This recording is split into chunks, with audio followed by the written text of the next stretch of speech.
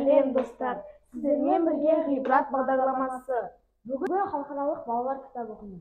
Сол себепті біз бүгін 3-ші Г сыныбымен өзіміздің кезекті сұхбатымызды жүргізетін боламыз. Сәлеметсіздер ме оқушылар? Сендер бүгін қандай күн екенін білесіңдер ме?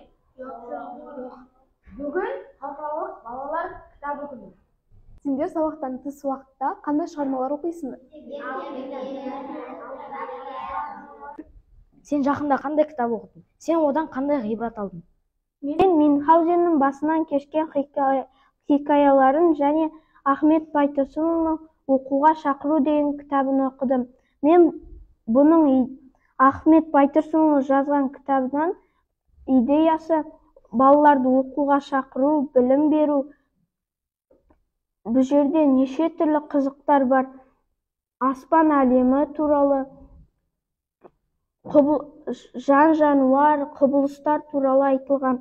Менің қолымдағы Мюнхгаузеннің кітабы, Мюнхгаузен қиялшыл адам болған. Ол 1720 жылы дүниеге келіп, 1797 жылы қайтыс болған.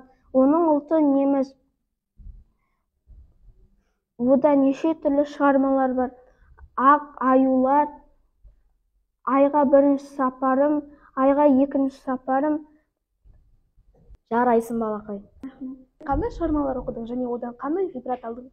Қиял-ғажайып деген кітапты оқыдым. Оның ең бірінші бетінде Алтын Сақа деген кітап, ертегі бар. Оның идеясы қорқақ болып сол жерде қалмай, шыншыл болып, батыр болып кету. Жарайсың, талабың оң болсын. Қандай шығарма оқыдың? Ал мен болсам, қазақ ертегілер деген кітапты оқыдым. Ол жақта түрлі әңгімелер бар, өлеңдер және тақпақтар, жұмбақтар бар. Оның идеясы тәртіпті болу керек, ерінбеу керек және әдепті болу керек.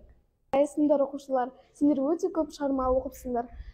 Және солай жалғастыра беріңдер. Біздің бағдарламамыз аяқталды. Сау болыңыздар.